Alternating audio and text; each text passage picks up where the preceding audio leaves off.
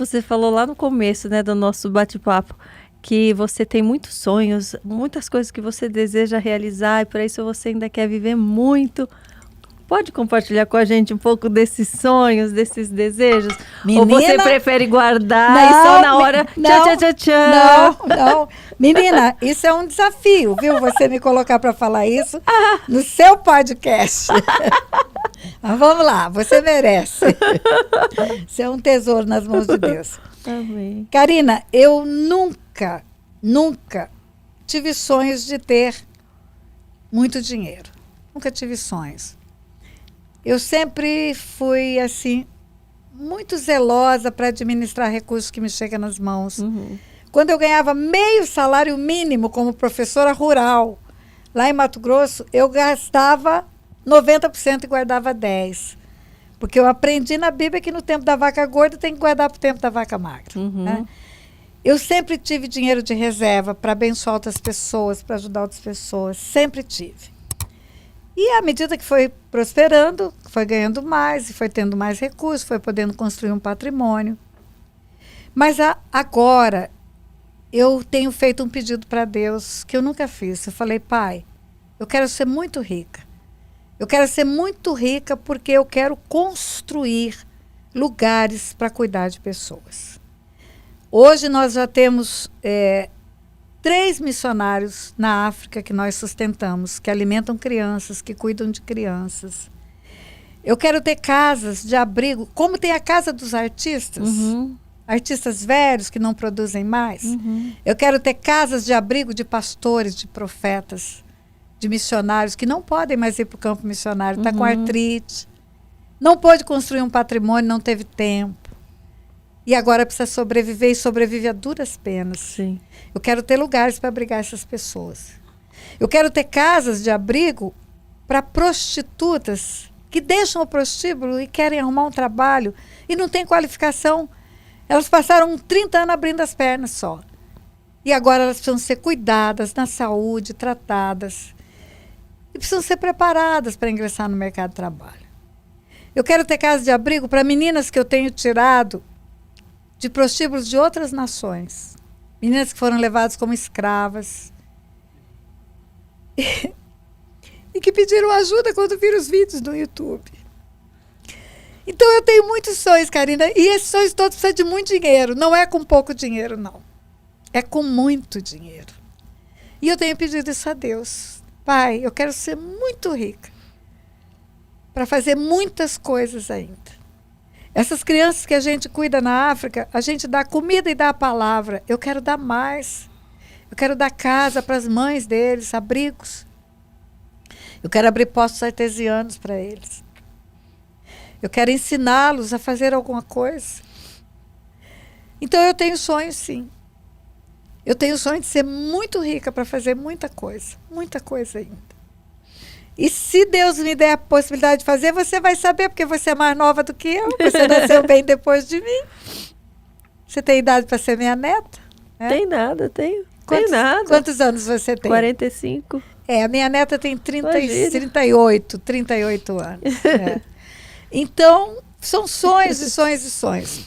Quando eu comecei ministerialmente, eu comecei cuidando de drogados, de dependentes químicos. Eu vi o desespero que eu vivi, o desespero que meu irmão viveu, né, com o uso da droga. E eu comecei cuidando daqueles meninos. E era assim, Karina, tinha meninos que eram tão rejeitados pela família, pelo uso da droga. Eram tão jogados fora que tinha pais que encostavam o carro na porta. Nós tínhamos uma chácara que não pedíamos um tostão para ninguém. Nós sustentávamos a chácara, serviço voluntário de um médico amigo nosso, de uma psicóloga da igreja. Mas tinha pais que abriam a porta do carro no portão do centro de recuperação da chácara e jogavam o filho lá e ia embora. E não queria mais o filho de volta. Depois que o filho saía daquela situação, aquela família sofreu demais com aquele filho com overdose, cheirando a casa toda, vendendo geladeira, vendendo televisão para pagar o traficante que ameaçava na porta. E aí o depois? E o depois? O que a gente vai fazer com esse moço? A gente vai largar ele na rua de novo, né? E aí eu fui vendo a necessidade do pós. Teve um menino, ele era muito jovenzinho, ele era o caçulinha do centro de recuperação. E eu vou até falar o nome dele, se ele ouvir, ele vai saber que eu estou falando dele, Juscelino. Juscelino era um garoto, não devia ter 14 anos, foi jogado lá. Os outros todos eram mais velhos. E quando a gente entrava naquele centro, todo dia eu ia lá, falar a palavra, orar com eles, abraçá-los, dar amor para eles, manifestar carinho, manifestar atenção, fazê-los saber a importância que eles tinham para Deus, né? E todas as vezes que eu chegava no centro de recuperação, que o Juscelino via meu carro chegar, ele corria na frente dos outros alunos. E ele me abraçava e me beijava, ele falava, mãe, onde você pensa que vai sem me dar um beijo? E eles me chamavam de mãe, todos eles. E aí foi, o Juscelino fica lá, fica limpo, se intoxica, recebe Jesus, sai de lá, volta para as drogas. Porque não tem um trabalho, não tem direção, não tem reabilitação fora dali, só tem ali, e o Juscelino volta para ali. De novo, aquele menino volta arrebentado, magro, cheio de doença, e a gente recomeça com ele. De novo, quando eu chegava lá, ô mãe, que bom que você me acolheu. Mãe, onde você vai sem me dar um abraço? E aí o tempo passa, o Juscelino sai recuperado, é nova criatura. Deus, precisamos arrumar trabalho. E ele foi, eu falei com um monte de gente, não sei o que aconteceu, o Juscelino sumiu no mundo. Um dia eu estou fazendo uma viagem com conferência junto com meu esposo, ou sozinha, não lembro. E o voo tem uma escala em Recife. Não era uma conexão, era uma escala. Você não precisa sair do avião. E eu fiquei dentro do avião enquanto descem os passageiros, antes de subir o pessoal da limpeza, no mesmo banco. Quando todo mundo sai, antes do pessoal da limpeza, eu me dirijo para o banheiro. E nada mais do que alguém com o uniforme da Gol vem ao meu encontro e fala, mãe, onde você pensa que vai? Sem me dar um beijo. Era ele. Nossa. E eu falei, gente, tem dignidade para eles. Tem recuperação. É ter uma porta de trabalho, é construir uma família. E eu acho que isso faz parte do nosso trabalho cristão. Sim. Faz parte.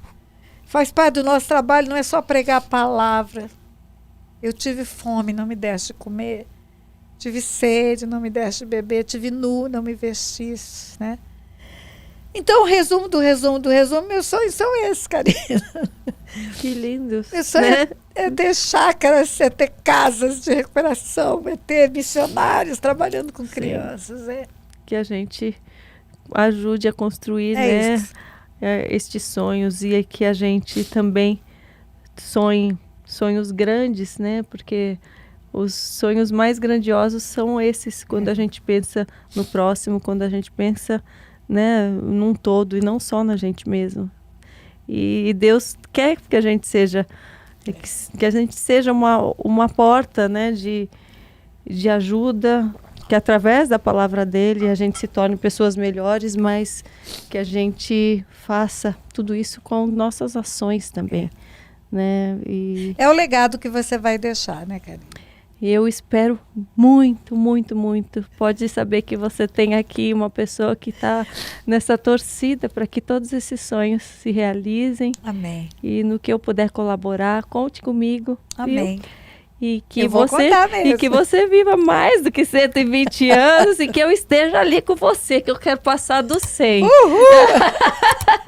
Se Jesus não voltar antes, a gente vai ficar aqui, a gente vai persistir, que tem muito para ser feito aqui, não é verdade? É verdade, é verdade. E eu acho que é essa alegria, essa vontade de realizar para o reino é que faz a gente acordar motivada, que faz a gente acordar com entusiasmo, né? Mesmo diante dos problemas do mundo, mesmo diante de pedras de tropeço que muitas vezes vêm para nos fazer fraquejar. É isso que faz a gente pular e levantar e falar, opa, aqui não, né?